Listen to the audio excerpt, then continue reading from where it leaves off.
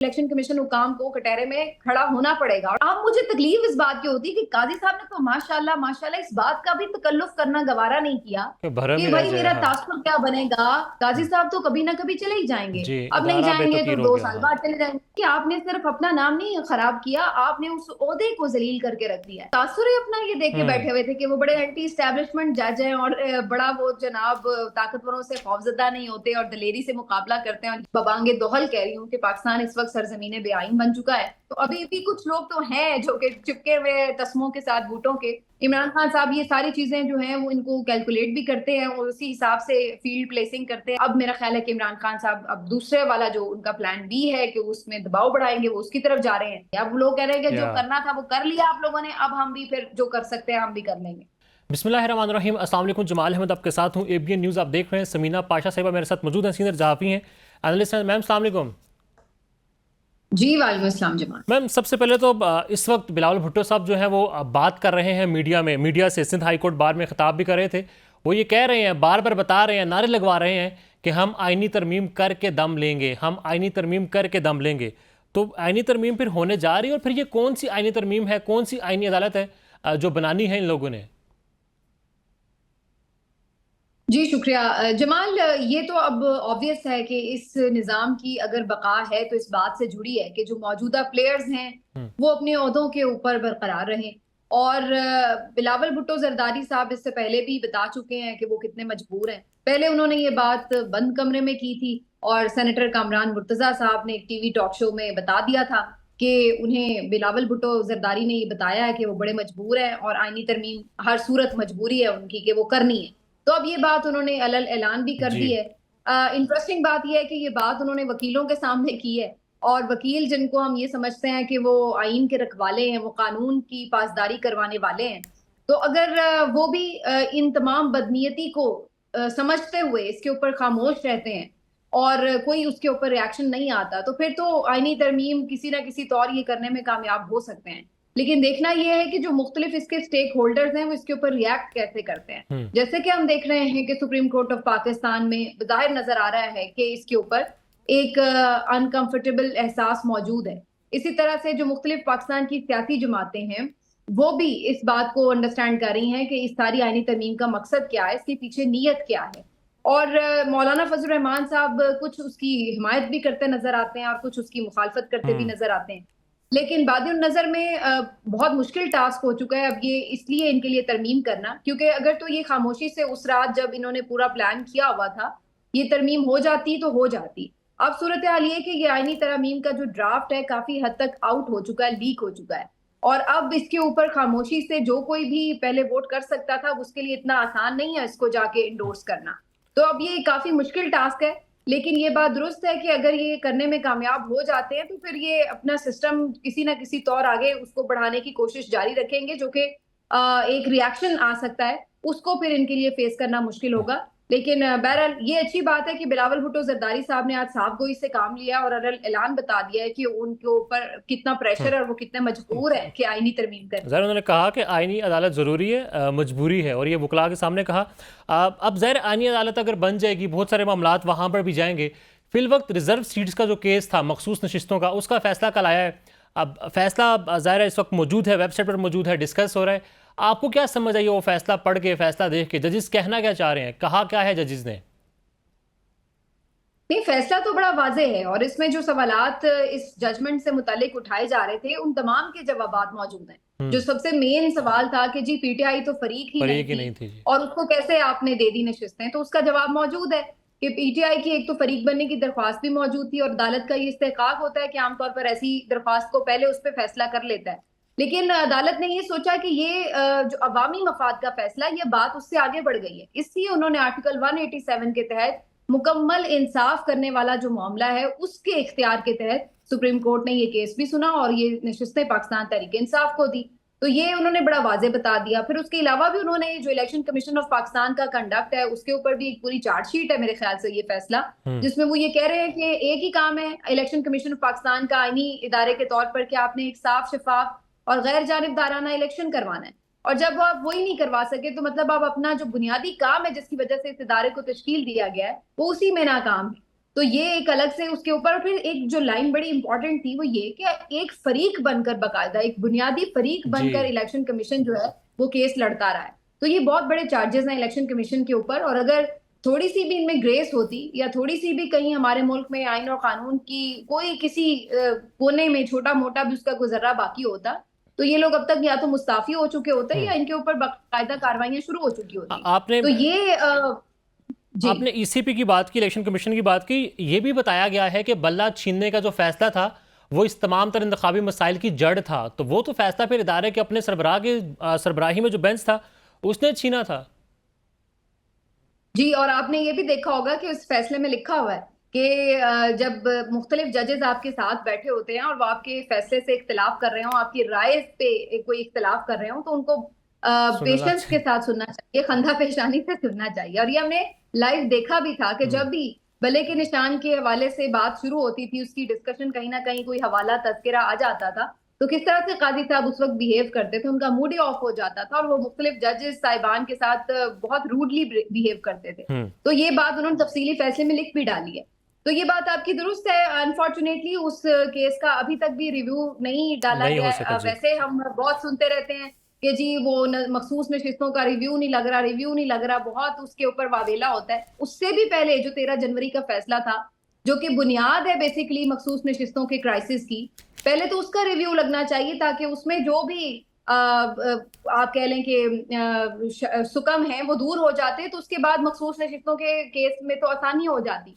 लेकिन चूंकि ऐसा नहीं हो सका अनफॉर्चुनेटली, तो उसकी वजह से मखसूस नशिस्तों का जो केस है वो अपने आप में बहुत कॉम्प्लेक्स हो गया, और फिर उसके बाद उसको मजीद जानबूझकर कॉम्प्लेक्स बनाने की कोशिश भी की गई। तो वो किस्सा मुख्तसर यही है कि ये बात तो सबको मालूम है कि जो 13 जनवरी का फैसला था, वही बुनियादी तौर पर ना सिर्फ ये कि 8 फरवरी के इलेक्शंस को मुतनाज़ बनाने, उनको गैर जानिबदाराना बल्कि जानिबदाराना, इंतहाई हद तक गैर जानिबदार ना होने, और फिर उसके बाद ये जो इंतहाई आगे हद पूरा तक जी। प्रोसेस चला है जी, उसको सारे को उसको रिग करने की वो बुनियाद बना है बुनियादी तौर पर। ये तो एक फैक्ट है जो मेरा ख्याल है अब हर एक को मालूम।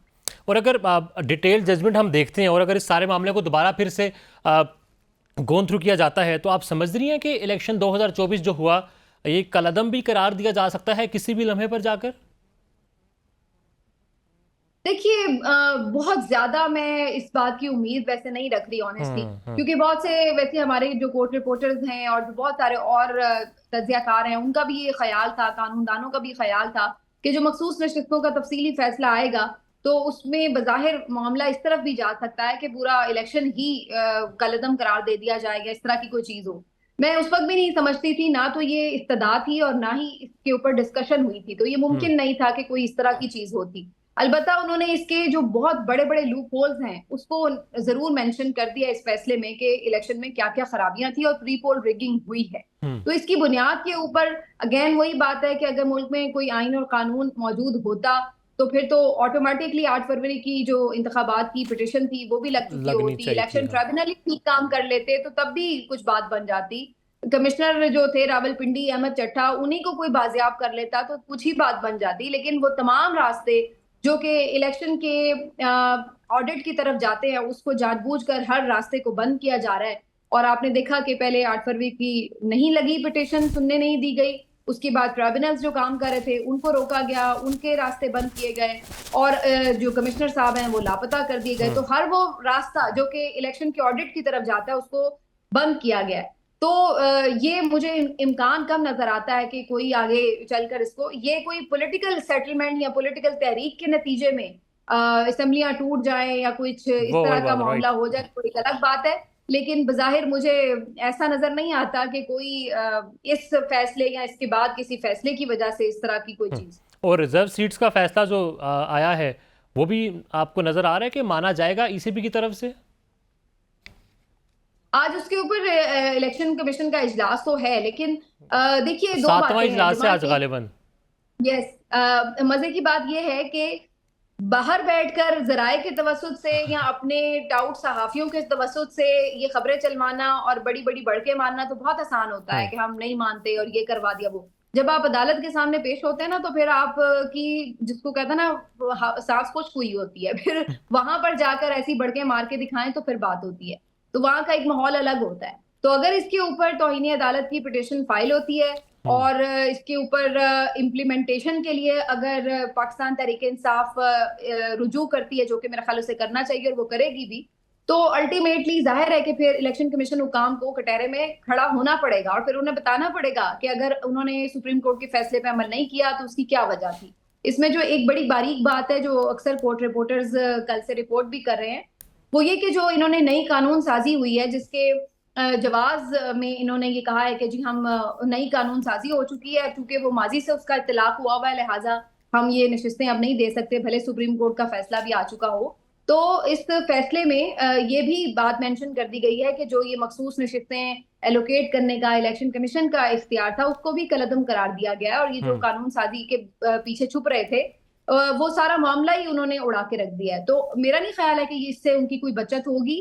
और दूसरी बात ये कि ये जो इलेक्शन एक्ट है, ये अपने आप में भी चैलेंज हो जाएगा। तो फिर ये इतनी कॉम्प्लेक्स सिचुएशन है, इलेक्शन कमीशन के पास कोई और ऑप्शन ही नहीं है कि इसके ऊपर या तो अमल करें, और अगर नहीं अमल करते तो फिर इसके कॉन्सिक्वेंसेज हैं वो उनको भुगतने पड़ेंगे। और वो जो मुख्तलिफ जज साहिबान हैं अपने फैसले में भी बता चुके हैं, मंसूर अली शाह साहब एक तकरीब में भी कह चुके हैं कि ये कोई चॉइस नहीं होती आपकी कि चलें जी, दिल किया तो मान लिया, नहीं दिल किया तो ना माना। ये आपके ऊपर बाइंडिंग है और ये बाइंडिंग आपको दस्तूर पाकिस्तान ने आपके ऊपर फिक्स किया है कि आपको सुप्रीम कोर्ट का फैसला, भले आप उससे इख्तिलाफ ही क्यों ना करते हो, मानना तो पड़ता है। तो अब ये या तो फिर किसी की कुर्बानी होगी अगर तौहीन अदालत के मामला तक बात जाती है, और या फिर इन्हें ये इम्प्लीमेंट करना पड़ेगा। इसमें मुझे एक चीज और सिर्फ कह लेने दीजिएगा कि मुझे ये भी बज़ाहिर लगता है कि जो 63A की जो रिव्यू है, इसमें अगर कोई तब्दीली करके फैसला बदल जाता है और कुछ ऐसा जवाब आ जाता है, इसमें ऐसा फैसला आ जाता है जिसके तहत जो फ्लोर क्रॉसिंग करके भी वोट दिया काउंट जाए, हो सके, वो काउंट हो जाए जी, तो उस सूरत में हो सकता है कि फिर ये इस तरह का कोई बंदोबस्त करें कि अच्छा जी, अगर मखसूस नशिस्तें इनको मिल भी जाए तो कुछ नशिस्तें तो रिकाउंटिंग से इन्होंने झोली में डाल दी हैं और कुछ नशिस्तें ये इस तरह से तोड़ के और वोट हासिल कर लें, क्योंकि मेन मकसद तो इनका आईनी तरमीम है इन एनी केस। तो अगर वहां से नहीं बात बनेगी तो ये यहाँ से बनाने की कोशिश करेंगे, अदरवाइज उस फैसले पे अगर अमल नहीं करते तो फिर कॉन्सिक्वेंसेज होंगे। तो गेम अभी ऑन है, इसमें दोनों तरफ से चालें हैं, प्लान्स हैं, A, B, C। Let's see कि कौन सा प्लेयर उसके ऊपर कितना जोर लगा पाता है। वेल, लास्ट में मुझे जरा ये बताएं, फिर हम जरा इमरान खान की पॉलिटिकल स्ट्रगल, जिसको एक नया गियर डाला है इमरान खान ने, उस पर बात करेंगे। काजी साहब को 1 साल मुकम्मल हो चुका सुप्रीम कोर्ट ऑफ पाकिस्तान के चीफ जस्टिस बने हुए। बहुत सारे लोग तो माफ़ीनामा लिख रहे हैं ट्विटर वगैरह पर। आपकी क्या राय है? काजी साहब 1 साल मुकम्मल हो चुका, कैसे इसको रेट कर रही हैं? अब आप अगर चाह रहे हैं कि मैं खुल के बात करूं तो फिर तो मुझे भी काजी साहब बुलवा लेंगे। वैसे ही वो आजकल सहाफियों से बड़े नाराज हैं और कहते फिर रहे हैं कि ये सारे डॉलर खोर हो गए। मजे की बात यह है कि वो तमाम सहाफी, आपने राइटली मेंशन किया कि जो काजी साहब को बहुत आइन पसंद, जमहूरियत पसंद और बहुत कोई इंसाफ पसंद जज समझते थे, वो बेचारे भी आजकल बहुत परेशान है, पशेमान है और नादिम है कि किस तरह के शख्स की उन्होंने हिमायत की।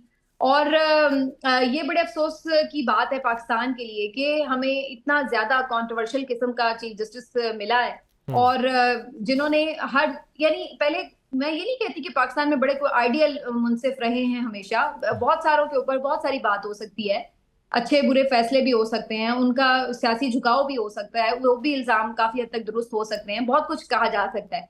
लेकिन एक जो चीज का मुझे बड़ा अफसोस होता है जमाल पर्सनली, वो ये है कि पहले ये तमाम मामला किसी भी तरह किसी कवर के नीचे करके कोशिश की जाती थी करने की, बॉदर किया जाता था कि यार तासुर ये ना जाए, चलो यूं करके ऐसे कर लेते हैं। कोई बैलेंसिंग एक्ट भी होते थे, कोई थोड़ी सी एक्टिंग होती थी ऐसी कि चले आपकी कम से कम समातों में ये फील ना जाए कि आप बायस्ड हो गए हैं या आप पार्टी बने हुए हैं, इस तरह की चीजें।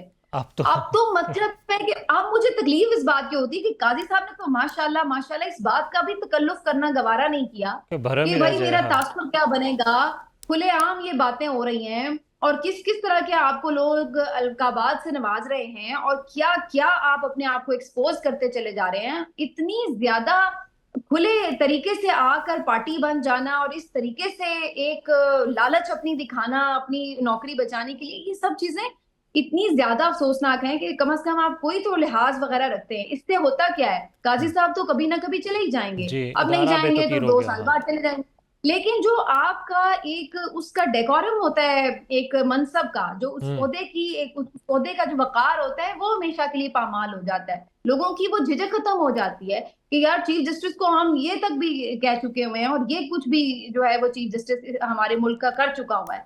तो आप ये देखिए कि आपने सिर्फ अपना नाम नहीं खराब किया, आपने उस ओहदे को जलील करके रख दिया है। तो जी। ये बड़ी अनफॉर्चुनेट बात है, और मैं बस इस पे इजहार अफसोस ही किया जा सकता है, उसके अलावा हमारे पास क्या है कहने और के लिए। यही वो वजूहात लेकिन है मैं जिसकी वैसे कभी भी मैं वैसे कभी भी बहुत ज्यादा होपफुल नहीं थी काजी साहब के लिए, मैं सेम ऑनेस्टली आपको सेम अपना सेम, नजरिया हाँ। बता रही हूँ। लेकिन मुझे वैसे, मैं आपको ये भी बताऊं कि मैं इतनी ज्यादा भी उनके बारे में ये नहीं सोच रही थी कि वो इस हद तक चले जाए। मेरा अंदाजा था कि उनकी एक जाहिर है ग्रज भी रही है, उनके एक रेफरेंस का गुस्सा भी होगा, सब मामलात भी कुछ था, होंगे, हाँ। शायद वो कुछ वो पीएमएलएन को आके फेवर भी करने थोड़ी बहुत, ये वो सब चीजें मुझे वो लगता था। लेकिन मतलब इस पीएमएलएन लेवल को का फेवर तो समझ आ दें, पीएमएलएन को फेवर समझ आ जाती है, मगर जहां वो फेवर कर रहे हैं वहां मसला तो वहां था उनको। और आप देखिए कि वो सारी जिंदगी तो तासुर ही अपना ये देख के हम्म। बैठे हुए थे कि वो बड़े एंटी एस्टेब्लिशमेंट जज हैं, और बड़ा वो जनाब ताकतवरों से खौफजदा नहीं होते और दलेरी से मुकाबला करते हैं, और ये वो, और उन्होंने हर चीज जिस तरह अपने बारे में गलत साबित की, हम्म। उसने ना सिर्फ ये कि उनको नुकसान पहुंचाया, बल्कि जैसे मैंने कहा कि उस पूरे ओहदे को नुकसान हाँ, पहुंचाया। ये सवाल काजी साहब से होगा तो आगे से यही कहेंगे, नो कमेंट्स। अब मुझे आप ये भी ये भी बताइएगा, इसमें नुसरत जावेद साहब ने ये कमेंट किया, इन तमाम दर ज़ाहिर सूरत हाल के बाद ही उनकी ये राय हुई होगी कि हर शख्स इस वक्त अब ये समझ रहा है कि जो आइन है हमारा ये वर्केबल नहीं है। तो साथ उनके कमेंट्स में कुछ पढ़ा था, लोगों ने कहा हुआ था कि एसएचओ भी यही समझता है कि आइन कुछ है ही नहीं, आइन वर्केबल नहीं है, जो मैं कहूँगा वही आइन है, जो मैंने सोचा वही आइन है, जो मेरी पावर है वही आइन है। मैं तो जी ये बात पिछले 2 साल से कह रही हूँ, रिकॉर्ड पे कह रही हूँ, और हम्म। मैं ये बबांगे दोहल कह रही हूँ कि पाकिस्तान इस वक्त सरजमीने बेआइन बन चुका है। आइन शिकनी कोई अभी नहीं, इस वक्त नहीं होना शुरू हुई, ये तो आप देख लें वहां से काम शुरू हुआ है कि जहाँ से इमरान खान साहब को वोट ऑफ नो कॉन्फिडेंस से निकाला पहले गया, से ही जो हाँ। सिलसिला शुरू हुआ था, और उसके बाद फिर वोट ऑफ नो कॉन्फिडेंस पे अब बहुत सारे लोग कहेंगे कि जी वो तो आइन का हिस्सा है, ठीक है, लेकिन उससे पहले जिस अंदाज से लोगों की खरीदो फरोख्त करने की वोट पूरे कोशिश की की सिंध गई है, हाउस में मंडियां लगी, हाँ। पंजाब असेंबली को तो उन्होंने बाकायदा फिर हमने देखा लोटे वोट हुए, और उसके बाद उन्होंने गवर्नमेंट चेंज भी की थी। फिर बाद में जब सुप्रीम कोर्ट का फैसला आया वो आप देख लें, फिर 30 दिन में सॉरी जो वो 90 दिन में इलेक्शन नहीं हुए, वो एक आपकी आइन शिकनी थी। फिर उसके बाद 2 सूबों में साल भर इलेक्शन नहीं हुए, वो आपकी कोई आइन परवाह ही शिकनियां नहीं थी। थी, हाँ। तो मतलब है वो तो एक ऐसा सिलसिला दराज हो गया, और फिर थ्रू आउट उस दौरान लोगों की अबडक्शन जिस तरह से होती रही, बगैर वारंट के लोगों के घरों पर छापे मारे गए, चादर चार दीवारी का तकद्दुस पामाल हुआ, खवातीन के हवाले से जो हमारी कानूनी रिवायात है, मैं कोई वो बात नहीं कर रही कि अखलाकी रिवायात, बल्कि जो कानूनी रिवायात रही हैं कि उन्हें बेल्स मिल जाती थी, और जो उनके लिए एक कुछ भी नहीं हुआ, हाँ। कानून में फ्लेक्सिबिलिटी होती है, कोई चीज हमने उस तरह देखी ही नहीं। पंजाब तो पूरी पुलिस स्टेट बन के रह गया, और केपी के लोगों ने भी बहुत बर्दाश्त किया, लेकिन चलिए वहां पर बाद में अब केपी में उनकी हुकूमत बन गई तो थोड़ा उनको सांस वहां पे बहाल हुई उनकी। उसके बाद फिर यहाँ पर आप अभी तक भी देख लें कि जलसा नहीं यही सब करने हुआ, देना, हाँ। मीडिया पे जो कदगने रही हैं, जिस तरह से मीडिया पूरा का पूरा पाकिस्तान के जो मीडिया चैनल्स हैं जैसे कंट्रोल्ड हैं, तो ये कौन सी बात है इसमें जो आइन के मुताबिक है? कोई हम्म। मुझे एक बात समझाते, और ये कोई अब नहीं हुआ है, ये तो भाई पिछले 2 सालों से जारी है। बस ये है कि अब लोगों की आंखें, कुछ लोगों की उस वक्त खुली हुई थी, कुछ हम्म। लोगों की आहिस्ता आहिस्ता खुलती चली गई, और कुछ लोग अब बिल्कुल यहाँ तक जब गले तक बात आ गई है तो अब हाँ। उनकी आवाज निकलना शुरू हुई है कि अब तो बात बिल्कुल ही निकल गई। और तो वो सबके अपने अपने लेवल थे ना, कि कुछ लोग वैसे ही इमरान खान नापसंद था, नफरत उस थी, तो चक्कर में उसके करते वजह रहे, से हाँ। उस चक्कर में वो चुप रहते थे कि चलो भाई ठीक है, रगड़ा लग रहा है तो अच्छी बात है, इन्होंने भी हमें लगाया तो अच्छा, इनको भी लग रहा है। अब वो जब बात गुजरते गुजरते वो एक खुद लेवल तक से भी आगे पहुंची, हाँ। निकल गई है, तो अभी भी कुछ लोग तो हैं जो कि चिपके हुए तस्मों के साथ बूटों के लटके हुए हैं, तो उनकी तो कोई हालत नहीं है, उनके ऊपर क्या ही बात करें। लेकिन जो थोड़ी बहुत भी अपने अंदर कोई रखते थे सहाफत की छोटी मोटी भी जर्रा, तो वो उनके अंदर यकीनन उनकी जो हिस्सा है वो इससे मुतासर अब हुई है, तो अब सब लोग ये बात कहने लगे हैं। तो आइन तो कहीं पे मुझे तो 2 साल में ही नजर नहीं आया। और ज़ाहिर आइन बहुत पेचीदा किताब भी है, एक दाना शख्स ही उसको सिर्फ पढ़ सकता है। ये बताइएगा, इमरान खान ने पिंडी में जलसा करने का कह दिया है, मियाँ वाली का डिसाइड हुआ था, मगर इमरान खान ने ये कहा कि पिंडी में करो, पिंडी के बाद दोबारा मीनार पाकिस्तान में करो। पिंडी जलसा करने का फैसला इमरान खान ने क्यों किया होगा? इमरान खान साहब एक बहुत एग्रेसिव मोड में आ चुके हैं। कुछ हम्म। अरसा पहले तक आपने देखा होगा कि वो कहते थे कि एनओसी के बगैर जलसा ही नहीं नहीं करना करना, हाँ। कहीं पर, और बिला वजह वो चाहते थे कि लोग पकड़ धकड़ गिरफ्तारियों और इस चीज में ना जाएं। वो अपने लीडर्स को भी कह रहे थे कि गिरफ्तारियों महफूज से रहे, बचें, हाँ। हर इम्कान कोशिश करें।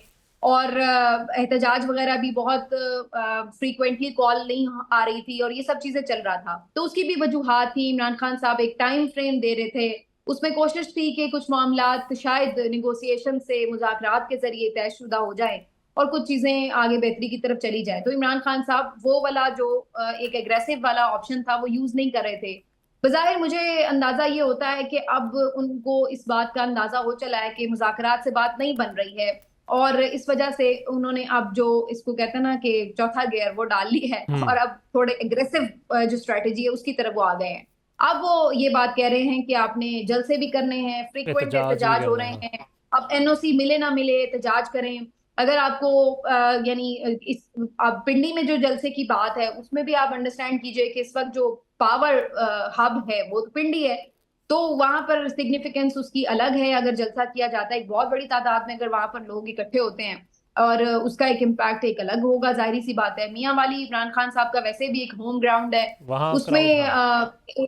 उस तरह से जो पाकिस्तान की सियासत में वो इस वक्त कोई बहुत ज्यादा एक ऐसी इम्पैक्ट नहीं जगह नहीं क्रिएट है कि कर कोई पाएगा। मरकज है। जी, तो वो उसका कोई मरकज नहीं है, तो इस वजह से इमरान खान साहब ने इसको इधर पिंडी में पहले शिफ्ट किया है। और अभी आपको पता है कि रिसेंटली कुछ तैनातियां भी हुई हैं, चेंजेस भी जी हुई हैं। जी तो जी। इमरान खान साहब ये सारी चीजें जो हैं वो इनको कैलकुलेट भी करते हैं और उसी हिसाब से फील्ड प्लेसिंग करते हैं। वो जब कैप्टन थे तो एग्रेसिव कैप्टन थे और हम्म। उनकी फील्ड प्लेसिंग ऐसी हुआ करती थी। मुझे तो एक मैच याद है जिसमें शायद आपको भी याद होगा, क्योंकि लड़कों का तो क्रिकेट में ज्यादा इंटरेस्ट होता है, कि वो पैदाइश से पहले ना पूरी हो की बस। पूरी टीम है उन्होंने स्लिप में खड़ी की हुई थी। गली तक जो थी ना, हाँ। वो कीपर से लेके विकेट कीपर से लेके गली तक में सारे ही प्लेयर जो थे ना वो स्लिप में खड़े हुए हम्म। थे। मेरा ख्याल है अकेले वो नहीं करते, तो वो बड़ी अटैकिंग जो है वो फील्ड कंसीडर की जाती है इस टाइप की।